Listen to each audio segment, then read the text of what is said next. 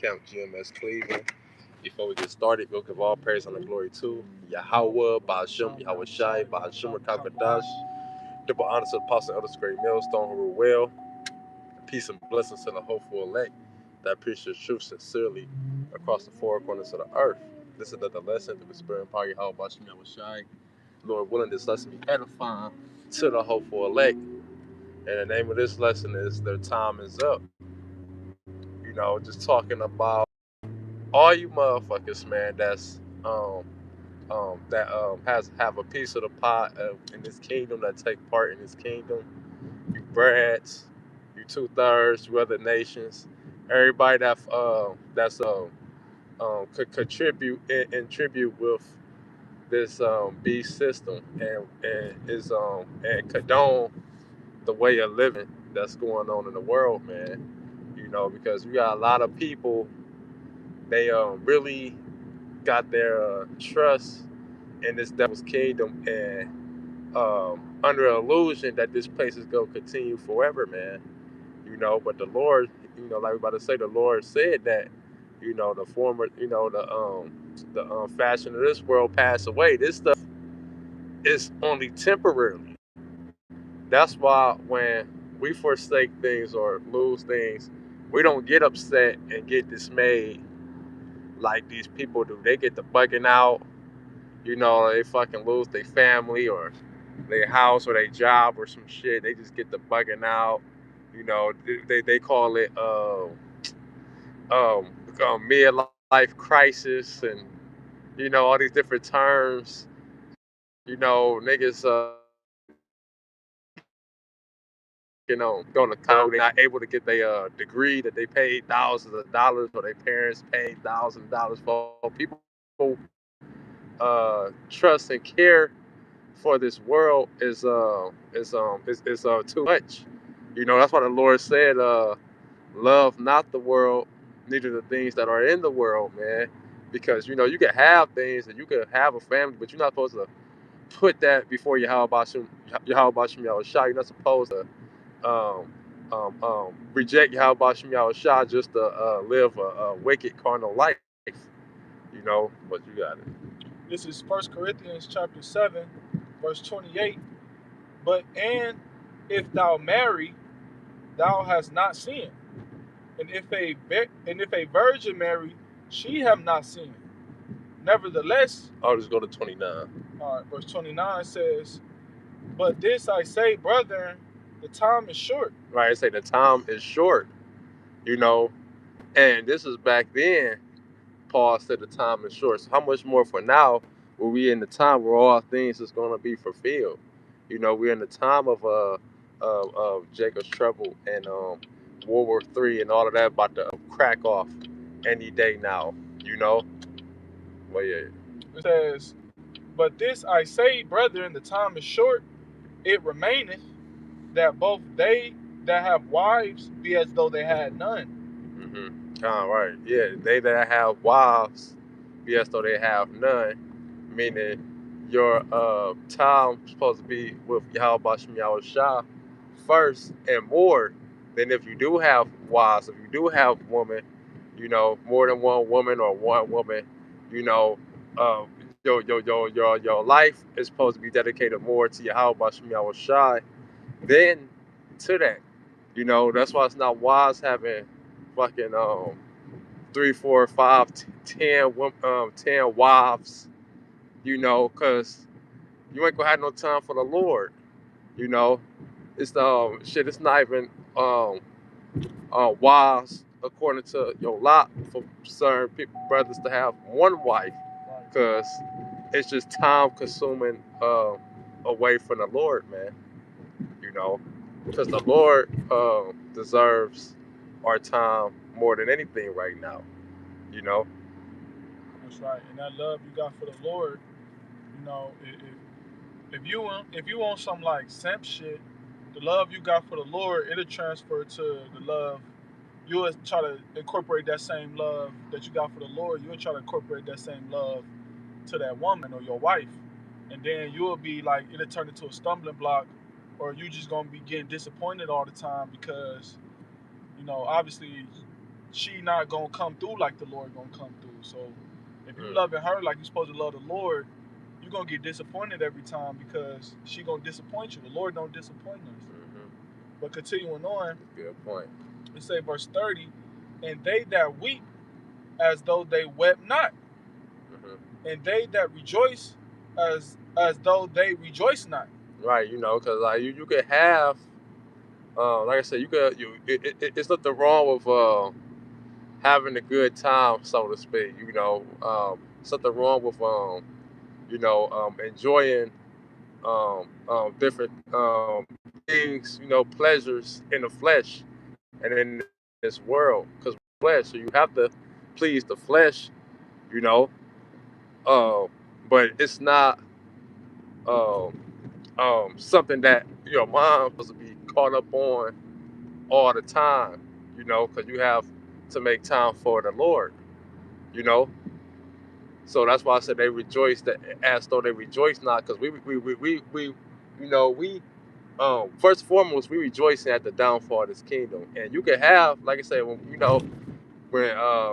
can have a good time, you can drink, you get drunk as fuck in your house.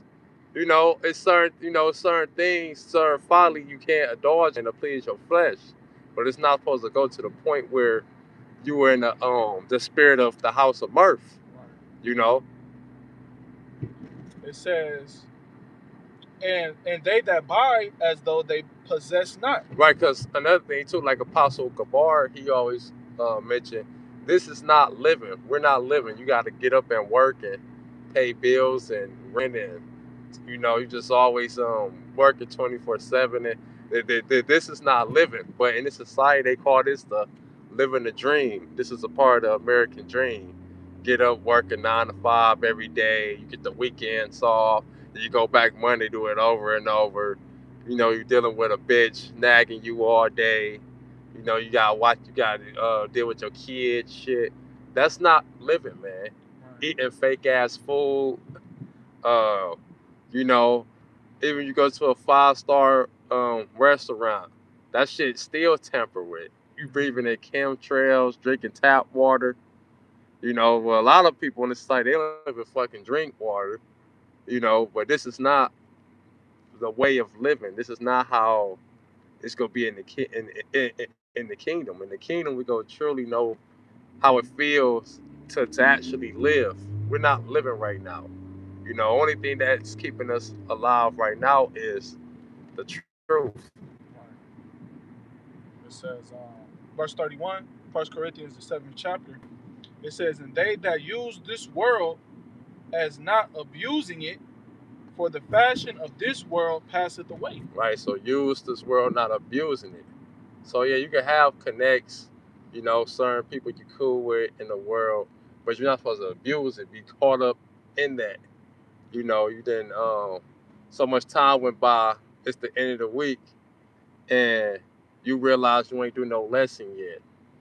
Shit like that. Just using that for example. You're not supposed to be caught up in the way in this world, and it go back to your mind. I mean, your mind is distracted. Matter of fact, can you jump down to verse 31? You know, Yeah, I just read 31. I mean, 35. Okay. But yeah, cause or yeah, what I was saying. Oh yeah, right. You're supposed to use this world, not abusing it, because the fashion in this world is passive away. It's about to come to an end. This is temporarily, man. This is not forever. When you caught up in this world, then you'll gain a mindset like this go continue forever, or you'll get thrown off the prophecy. Now you're not up to date of what's going on. You go jump down. All right. It's 1 Corinthians 7 and 35. And this I speak for your own profit, not that I may cast a snare upon you, but for that which is comely, and that ye may attend upon the Lord without distraction. There we go. Yep, that's it right there, man. Attend upon the Lord without distraction. You're not supposed to be distracted, because these people time's about to be up. Now it's about to be our time to rule and enjoy life and enjoy the world. Like it say, the first shall be last, and the last shall be first. The Lord, He about to give us the ball. You know, He's about to give us the upper hand now. You know, because we waited so long. You know. That's right. I got a quick precept. This is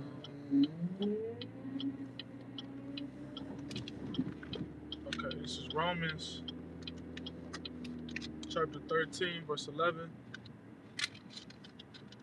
It says, "And that knowing the time, that now it is high time to awake out of sleep, for now is our salvation nearer than when we believed." And we know that the salvation comes with Yahweh Shah coming back. If Yahweh Shah coming back is our salvation, and that's 10 times more closer than what we believe, how much more the destruction that comes before Yahweh Shah come back. So Jacob's trouble, all these different prophecies that gotta come and happen before Yahweh Shah come back. It's not like Yahweh Shah just gonna come back before Jacob's trouble and deliver us, and we ain't gonna have to go through nothing. No, we gotta go through certain things so that we can be proven to be delivered for the salvation. And now is the time to actually put forth the training so that when the time comes, you can be delivered. You know, you can't go into a fight if you ain't trained for the fight. You're gonna lose, man. You ain't been studying your opponent. You ain't been looking at the highlights. You know what I'm saying? You ain't been working on your cardio. You ain't been working on your jab. You're gonna go into the fight and you're gonna lose, man. So in this situation, we're in a fight. We're in a spiritual fight. And eventually, you know, that fight gonna get physical, but right now it's spiritual, man. You know, and you don't want to spiritually lose the fight, because if you spiritually lose the fight, then you lost salvation. So now is the time to awake out of sleep, and it starts now. And like the last scripture that was brought out in the 35th verse, to attend to the Lord without distraction. If you distracted, man, during the fight, you're gonna lose the fight. You're gonna get knocked out, and you ain't gonna be able to get back up. So yeah, man. You know, the time is up for everybody that's not training. The elect is the only ones that's training for salvation.